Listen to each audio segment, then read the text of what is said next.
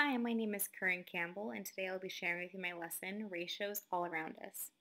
So for this lesson, the objective is for the students to demonstrate their understanding of mathematical ratios and proportions by constructing small-scale replicas of the Earth's salt and fresh water supply.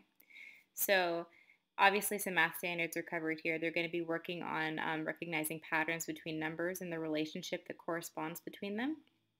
They'll be comparing the size of products to the size of other factors. And for science, they will be following multi-step procedures, carrying out experiments, taking measurements, some technical tasks, and making observations and measurements to identify materials based on their properties. And the way I'm going to measure their learning for this assignment, the students will be evaluated on their ratio calculations that they use to follow the experiment. And students will be evaluated on their execution of the measuring of the appropriate amounts of water into the corresponding containers and their accuracy in doing so. And they will be responsible for demonstrating their ultimate understanding of how ratios can be used to understand the world around them by writing a short paragraph in their online journals and finding corresponding pictures for real-world applications. So their online journal is kind of a fun way for them to be able to share their understanding with each other in a blog type of a format. And so for this assignment, they're going to need 2 water bottles per groups of 4, 1 bucket of water per the same group, paper and pencils, measuring cup for the group, as well as rulers. And the description of the habits of mind and how it'll be used in this assignment, they'll be using metacognition because they will be thinking about the real life applications and how what they're learning affects them and thinking about their thinking. And they'll be persisting by working in groups and helping each other when they're struggling and when they make mistakes and continuing to do so and striving for accuracy. And which is another leads me to striving for accuracy, where they'll be working to make their work as accurate as possible. They'll be thinking flexibly by trying to think of real-world applications for how numbers and comparisons can affect them, as well as by being able to consider the fact that the water in the bottles in front of them is representative of the Earth's salt and fresh water supply. They'll be creating, imagining, and innovating because, again, they are imagining what they are working with to be a real-life application, and they'll be creating by pouring the water and actually following through with the experiment. So the vocabulary used in this assignment is ratio, proportion, sodium chloride, saline, and equivalent.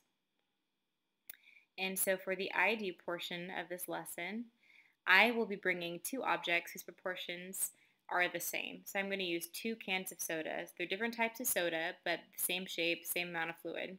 And then I'm going to bring 2 items that are the same, and seem like they should go together, but they're actually different proportions. So for this example, I would bring 2 Harry Potter books, 1 paperback, then small, and 1 larger hardcover, and ask the students to discuss which 2 items are proportionally the same. So hopefully I get lots of different responses so that I can share with them eventually what proportion actually means and how the sodas are actually proportionately the same, and how in order for the Harry Potter books to have been proportionally the same, the hardcover would have to have the same dimensions, either amplified or and smaller than the paperback version. And then we could discuss what ratios are, and that would lead us to our lesson. So in the anticipatory set, the students will be learning about ratios and proportions by measuring the objects that I brought, and they will use their ability to measure with rulers to accomplish this feat, and they'll use their understanding of fractions when they begin to learn how to construct ratios and to compare.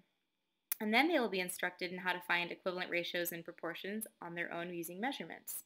So for the we do, as a class we will discuss that the earth is composed of different types of water and that the amounts of these different types of water are not equivalent, having way more salt water than we do fresh water. So I'm going to have them do an experiment where they're going to use bottles of water to represent both of the earth's types of waters proportionally accurate to the real amounts that we have on the planet.